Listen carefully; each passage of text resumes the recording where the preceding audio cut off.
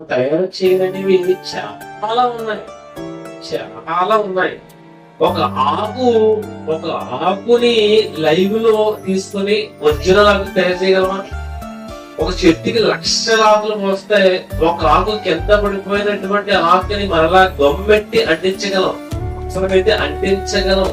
కానీ ఆ చెట్టులోంచి వచ్చేటువంటి ఆ జీవం ఆ ఆకులోకి వస్తుందా? రాదు. ఎందుకంటే అది ఆర్టిఫిషియల్.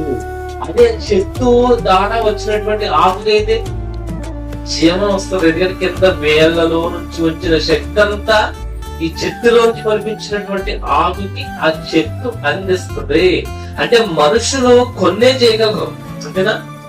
మనుషులు కొన్ని మాత్రమే చేయగలరు, అన్ని చేయగలరు, అన్ని చేయలేరు. అంటే మనుషులు కొన్నే చేయగలరు. మనుషులు చేయనటువంటి వాటన్నిటిని దేవుడు చేయగలరు.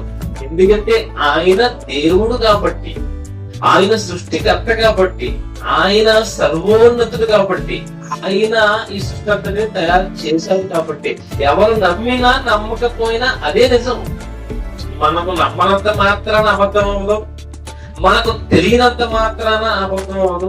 ఈ రోజు నువ్వు బాగుండాలి అంటే నువ్వు విన్నా వినకపోయినా ఖచ్చితంగా దేవుని సహాయం నీకు ఉంటేనే బాగుంటది.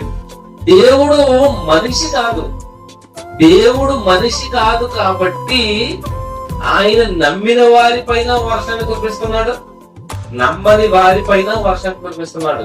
ఈ రోజు ఆయన నమ్మిన వారికి మాత్రమే ఈ వినులు వచ్చిందా? నమ్మని వారికి కూడా వచ్చిందా? నమ్మని వారికి కూడా వచ్చింది. ఎండ కాస్తే అందరికీ కాస్తుందా? కొందరికేనా?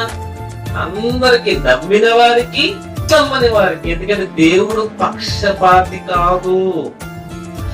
ఏదో ఒక సందర్భం ద్వారా నన్ను తెలుసుకోవాలి. వీళ్ళు ఈ ఎండను చూసైనా తెలుసుకోవాలి, ఈ వర్షాన్ని చూసైనా తెలుసుకోవాలి, ఈ మంచుని చూసైనా తెలుసుకోవాలి, ఈ కాయను చూసైనా తెలుసుకోవాలి, ఈ పళ్ళు చూసైనా తెలుసుకోవాలి, ఈ వాతావరణం చూసైనా తెలుసుకోవాలి. ఎండ 50 డిగ్రీలు కాస్తే సాయంత్రం అవ్వబోతుకి 25-20 వచ్చి చల్లగానే వాతావరణం వస్తే అయ్యి బాబోయ్ దేవుడు ఎంత కాపుదలు ఇచ్చాడు మాకు అనే విషయాన్ని తెలుసుకోవాలి నా పిల్లలు.